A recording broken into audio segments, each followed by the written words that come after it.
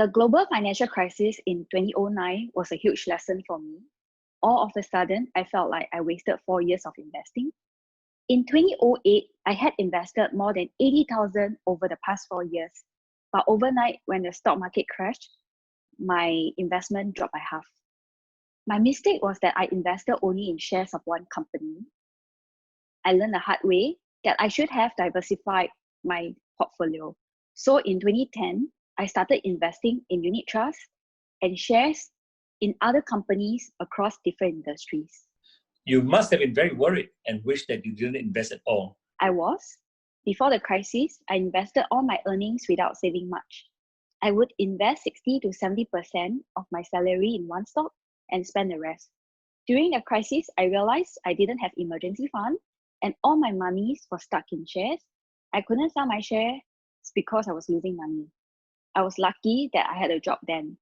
I started to relook at my spending habits. I prioritized necessity and insurance premiums, taking care to buy policy that would cover me for early stages of critical illnesses. I also started to keep a daily account of all my expenses so I know when I had spent more than I should. After 3 months of adjustments, I ended up with almost half of my salaries going into savings, investments, and insurance. I invested 20% of my pay every month. With COVID-19 now, I'm okay. My investments have dropped in value compared to before COVID-19, but I'm not worried because I have my emergency fund that can last me 9 months, and I continue to watch what I spend. It is not a good idea to put all your eggs in one basket. Joanne, you had all your money in one stock. Now, if that stock had gone bust, your entire portfolio would have been wiped out. It is very important to maintain a diversified portfolio across asset classes like stocks and bonds. And within the asset classes, also diversify further to invest in different companies, different regions, and different geographies. And consider unit trusts. Unit trusts allow you to enjoy diversification because you invest in multiple asset classes and it gives you instant market access into overseas markets as well. I agree. I know some people might find it difficult to invest during a crisis because they are afraid that prices might continue to trend downwards. In such a situation, consider a regular investment plan. Now, with a regular investment plan, you're investing a fixed amount every month or several months.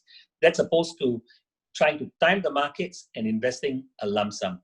What's very important is making sure that you buy into good companies with good fundamentals. And similarly for unit trusts, ensuring that you buy into funds that have got good underlying assets. So if prices are trending down, then you're buying progressively at lower prices. And so your average cost would be lower than what prices were before the crisis. Now, this is what we call dollar cost averaging in investments. I also learned that I must have emergency funds set aside for rainy days before I even start to invest. Definitely, an emergency fund should cover at least 6 months of your monthly expenditure. Now, once you've set aside your emergency fund, invest the rest of your savings regularly. Aside from stocks and bonds, consider other investments like Singapore savings bonds, where the minimum outlay is only $500. Don't lose faith. Events like COVID-19 will pass. In the meantime, take the opportunity to learn from the experience. Review your portfolio, look at your investment methodology, and most importantly, don't make the same mistakes again. Thanks, Vasu, for the tips.